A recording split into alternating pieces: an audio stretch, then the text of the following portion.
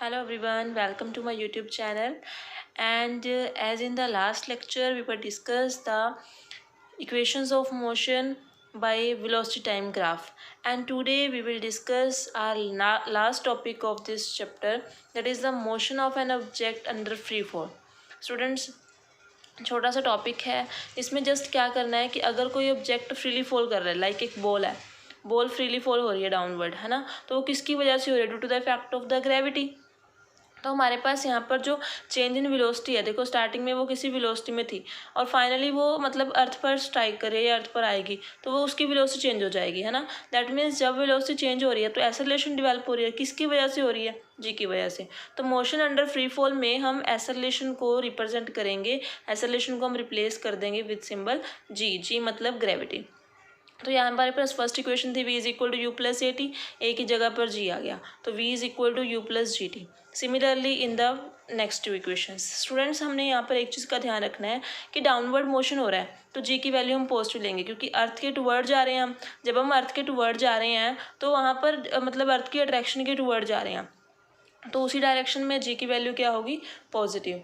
और students, when we move in the upward motion, then g is negative. Okay, so g is equal to 9.8 meter per second square, approximately we take it 10 meter per second square. And next we represent reaction time. Reaction time क्या है? एक just definition है, इसको आपने अच्छे से समझ लेना है। The time taken that a person takes to observe, think and act. मतलब जो एक पर्सन टाइम ले रहा है किस चीज़ को ऑब्जर्व करने में, पहले उसको ऑब्जर्व करेगा, फिर उसके बारे में सोचेगा एंड देन कोई एक्शन लेगा। तो रिएक्शन टाइम जो है वो डिपेंड करता है टू थिंग्स पर। वो थिंग्स टू क्या है? एक तो प्रेजेंस ऑफ माइंड, कि पर्सन सोच तो रहा है, उसका माइंड वहाँ पर उस सिचुएशन में होना चाहिए। Second thing is complexity of the situation, की सिचुएशन कैसी है, ज़्यादा कॉम्प्लेक्स है या फिर माइनर सी है। ठीक है, तो इसको एक एग्जांपल समझते हैं। सपोज कर लो यहाँ पर एक पर्सन है, ड्राइव कर रहा है कार को। सडनली क्या होता है, कार के सामने एक बॉय आ जाता है, तो पर्सन क्या करेगा? ब्रेक्स अप्लाई करेगा। तो ब्रेक्स अप्लाई करने से पहले वाले टाइम को हम क्या बोलते हैं? रिएक्शन टाइम, क्योंकि उस टाइम में उसने ऑब्जर्व किया पहले कि आगे बच्चा आ गया, फिर वो सोचेगा एंड देन उसमें एक्ट करेगा कि उसने ब्रेक अप्लाई कर दी। Next is the hang time. Hang time की कितने टाइम तक जो एक पर्सन है वो जंप कर रहा है और एयर में रह सकता है with the defiance of the gravity. Gravity के डेफियंस में, मतलब कि ग्रेविटी उसके पाथ में रुकावट ना बने। तो value of hang time depends on, किस पर डिपेंड करती है?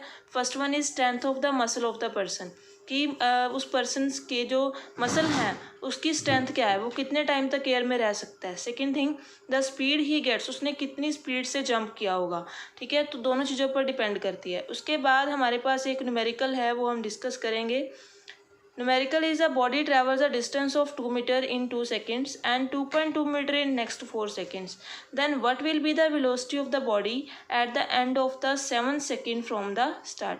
तो ये न्यूमेरिकल जो है हम अभी इसको सॉल्व करेंगे। Okay, So let's start the numerical. First of all, it is given that a body travel a distance of 2 meter in 2 seconds. So case 1 हम यहाँ पर ले लेंगे। केस 1 में क्या कहा गया कि बॉडी ट्रैवल कर रही है 2 मीटर 2 सेकेंड्स में। ठीक है, सो यहाँ पर हमारे पास एस कितनी है? 2 मीटर। टाइम कितना दिया हुआ है? 2 सेकेंड्स। केस 2 में क्या है कि and 2.2 meter in next 4 seconds. अब 2 मीटर तो पहले कवर कर चुकी है, नेक्स्ट उसने 2.2 और कवर कर लिया, मतलब टोटल डिस्टेंस कितना हो गया? 4.2 मीटर। कितने टाइम में कंप्लीट किया? नेक्स्ट 4 सेकेंड्स में। 2 सेकेंड्स में वो पहले लगा चुकी है, 4 सेकेंड्स उसने और ले लिए, मतलब कितना हो गया? 2 + 4 6 सेकेंड्स। क्लियर है? उसके बाद अगर हम लेट कर लें कि u क्या है? Initial velocity,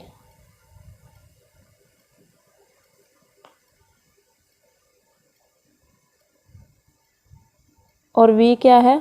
final velocity. v क्या है हमारे पास? Final velocity. And as we know s is equal to ut plus half at²। अब फॉर केस 1,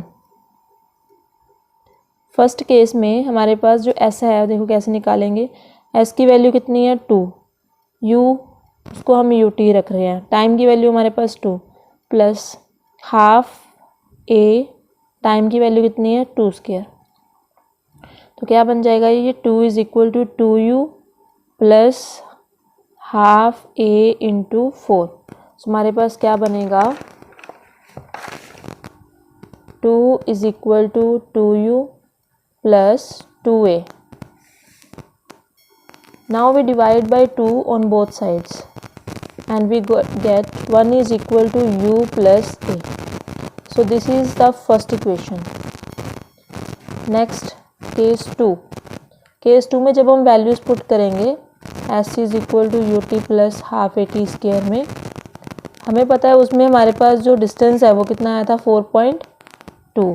u की वैल्यू को हम u ही रखते हैं, टाइम की वैल्यू हमारे पास 6 है, प्लस हाफ इनटू ए की वैल्यू कितनी है फाइंड आउट करनी है, टाइम की value again 6, 4.2u 6u plus 3a बन जाएगा हमारे पास, 6 6 से 36, ठीक है, सॉरी 36/2 18a हमारे पास बनेगा। Now we divide on both side by 6, so this will become 0.7 is equal to u plus 3a। अब हम क्या करेंगे, इन दो इक्वेशंस को सॉल्व कर लेंगे। तो सॉल्व करने के बाद हमारे पास देखिए क्या बचेगा, जब हम दोनों को सॉल्व करेंगे सब्ट्रैक्ट कर देते हैं, सेकेंड फ्रॉम फर्स्ट, तो 1 माइनस 0.7 हमारे पास बचेगा 0.3, u minus u 0 and a minus 3a minus 2a, तो a की वैल्यू हमारे पास कितनी आ जाएगी minus 0.15 meter per second square. Now on putting in 1,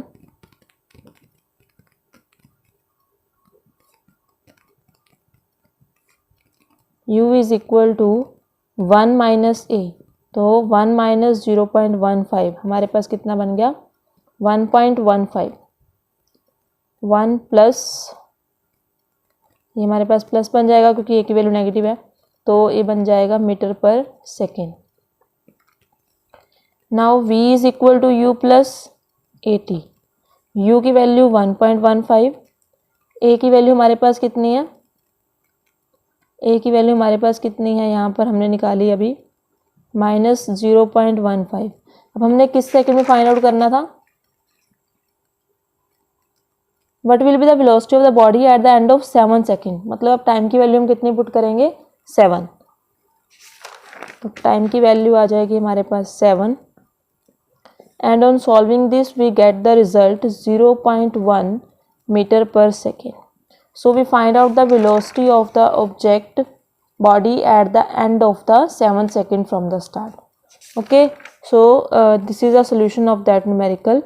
And now if you have any query up to that topic and up to the previous topics also, then you can comment me in the comment box and please video को like करें, share करें, channel को subscribe करें। Okay, thank you.